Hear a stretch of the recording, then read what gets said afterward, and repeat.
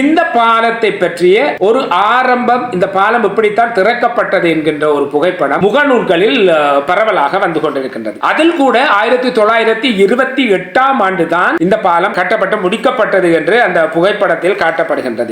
இந்த படத்தை நீங்கள் நன்றாக உற்று பாருங்கள். இந்த படத்திற்கு இருபுறமும் 2 தூண்கள் இருக்கின்றது. இந்த 2 தூண்களும் எங்களுடைய இப்பொழுது இருக்கின்ற கல்லடி பாலத்தில் இந்த 2 தூண்களும் இல்லை. இது அந்த காலத்தில் கட்டப்பட்ட ஒரு பாலம். எக்காலத்திலும் அந்த தூண்கள் என்றால் பெரிய கட்டடமான பெரிய தூண்களாக இருக்கின்றது. இந்த தூண்கள் இந்த பாலத்தில் இருக்கவில்லை. எங்களுடைய இந்த பாலத்தில் நாங்கள் மட்டக்களப்பு நகரில் இருந்து நடந்து வரும் பொழுது பலப்பக்கமாக நாங்கள் நடைபாதை செல்வதற்காக ஒரு நீண்டதொரு நடைபாதையை அவர்கள் அமைத்துக் கொடுத்திருக்கின்றார்கள். எனவே இந்த பாலமானது முற்றிலும் இங்கத்தைய பாலம் அல்ல. இப்பொழுது நீங்க படத்தில் பார்த்து கொண்டிருக்கும் இந்த பாலமானது 1933 ஆண்டு இந்தியாவில் இருக்கின்ற கேரளாவிலே கானூர் என்ற இடத்தில் பிரித்தானியர்களால் கட்டப்பட்டு எருட்டி பிரிட்ஜ் என்று சொல்லப்படுகின்ற ஒரு பாலமாக இந்த பாலம் இருக்கின்றது. எனவே இந்த விடயமும் முகநூலில் பதிவிட்டிருக்கின்றதன்படி ஒரு பிழையான தகவலாகவே இருக்கின்றது என்பதை நான் உங்களிடம் இதை பதிவிட்டு கொள்ள ஆசைப்படுகின்றேன். எனவே இவ்வளவு விடயங்களுக்கும் தெளிவாக சொல்லியிருக்கின்றேன். நீங்கள் வேண்டுமென்றால் போய்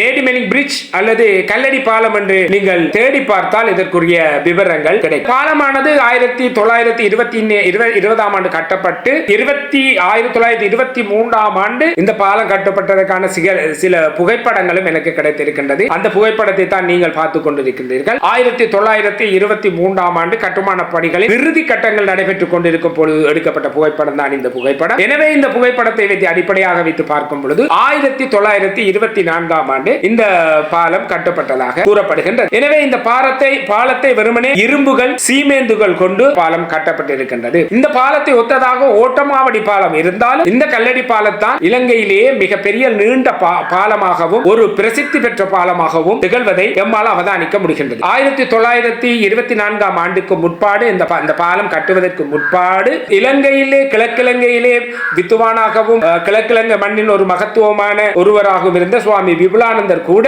அவருடைய சொந்த ஊரான காரைதீவில் இருந்து கல்லடிக்கு வந்து இந்த கல்லடியில் இருந்து இந்த மிதவை படகுகளூடாக சென்று புனித மிக்கல் கல்லூரியில் கல்வி கற்றதாகவும் இந்த வரலாறுகள் கூறப்படுகின்றது. எனவே இந்த பாலம் மிக மிக முக்கியமான பாலமாக இருக்கின்றது. கடைசியாக நான் ஒரு மிக முக்கியமான ஒரு ரிக்வெஸ்டை நான் இதில் வைக்க வேண்டும். எத்தனையோ கோடி பேரை சுமந்த இந்த பாலம், கோடி வாகனங்களை சுமந்த இந்த பாலம் இப்பொழுது ஒரு கவனிப்பாரற்ற நிலையில் இருக்கின்றது.